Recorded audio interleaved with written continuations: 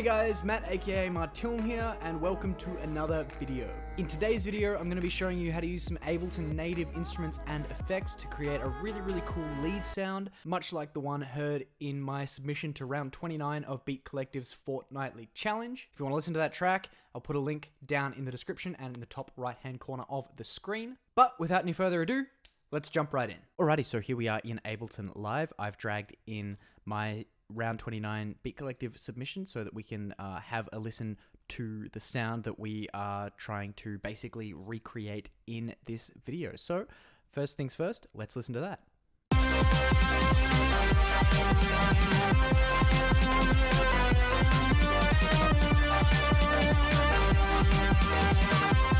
So basically we're trying to recreate that that lead sound that you can hear in the mix. So first off, what we're going to do is I've got this blank MIDI channel here and I'm going to drop an analog into it. So in analog, when you first open it up, you're going to get something that sounds kind of like this.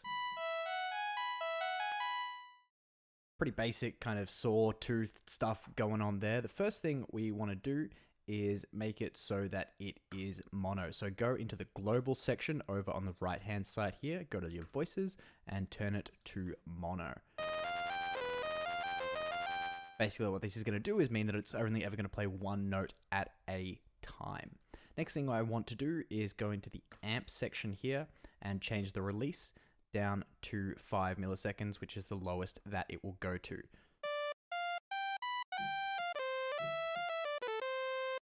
Just so we can get something that cuts off right at the end of the note.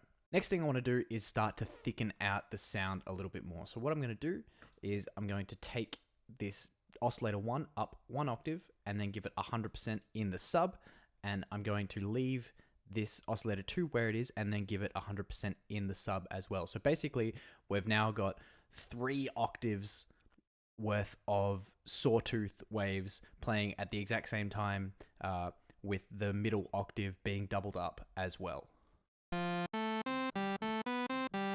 And now in order to make it a little bit thicker, what I want to do is detune both the oscillators slightly from each other. Generally, I like to detune one up and one down, but it's all personal preference. Next thing I want to do is put on the unison detune.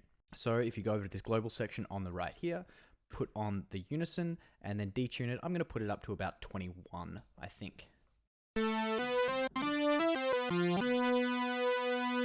Sounds pretty cool to me. If you want, you can also change the unison voices to 4. If you want a kind of thicker, more detuned sounding lead, but I'm going to leave it on 2. Next thing we want to do, this is pretty much the basis of the sound in analog done, is add a little bit of vibrato to it. So I'm going to turn on the Vib button here, and there are a few ways you can do this. If you have a keyboard and you're a keyboard player, what you can do is instead of actually putting up the vibrato amount, you can just map the vibrato amount to the mod wheel. Down here in this section, in the vibrato, you go amount mod wheel, generally put it up to somewhere about 65% is pretty good. And the rate I find on about somewhere between 6.5 and 7 hertz is pretty good. So I'm going to put it at 6.7. And then you'll hear when I play and move the mod wheel up, it starts to introduce some vibrato into the sound. Another thing you can do if you want, but that I haven't done for this particular synth, is actually turn on the glide. You can put some glide in between each of the different notes. So if you put on this glide knob here and then muck around with the time setting, you can get some glide in between each of the different notes.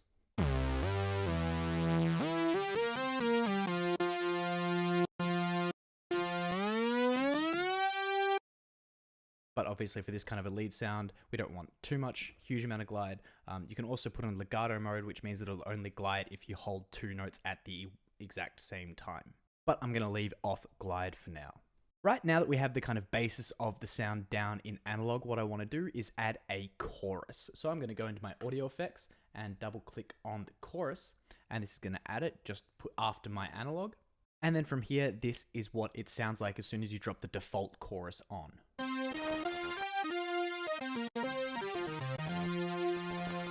Sounds pretty similar to what we had in the track in our reference track already. And this is where you can start to kind of detune the sound a little bit more and start to make it a little bit wider. So what I think the settings I kind of had on in that track were somewhere around here with the amount, and the dry wet was at about 40%.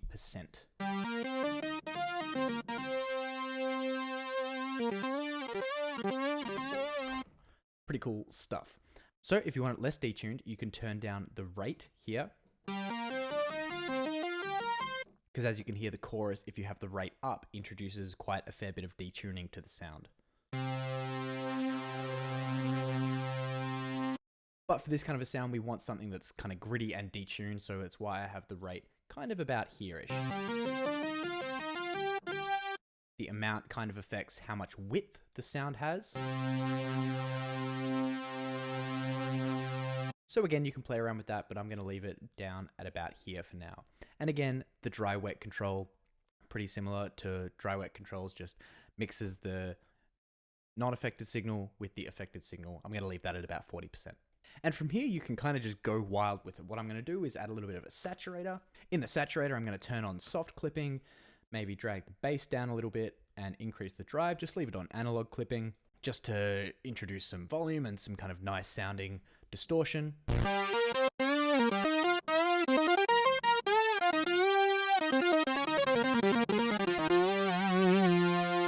Sounds pretty cool already. Next thing you can do, of course, is add some EQ. In the EQ, you can maybe cut some of the low frequencies, some of the low mid frequencies, boost some of the high end frequencies, and maybe some of the kind of high mid frequencies as well. So this is with the EQ and without it. Totally depends on the context of the sound, but it's kind of a good basic start EQ for this particular sound. Next thing you might want to do is introduce some reverb and basically just muck around with the settings until you find something that you like. Maybe turn it on to high, turn the dry wet down a little bit, diffusion, reflection, move things around a little bit. This kind of tends to be a bit of a standard reverb that I like to use. That might be a little bit too much decay time. And again, just play around with everything until you find something that you like.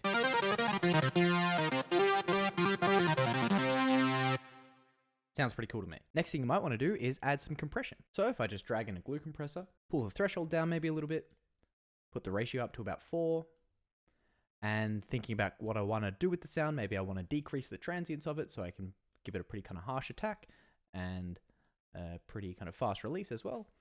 Keep soft clipping on because I like soft clipping in the glue compressor, and maybe turn the makeup gain up about 2 dB.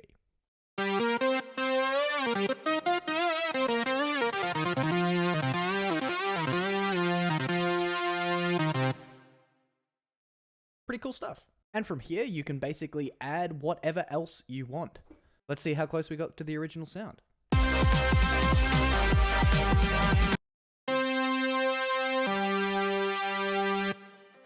Sounds pretty good to me.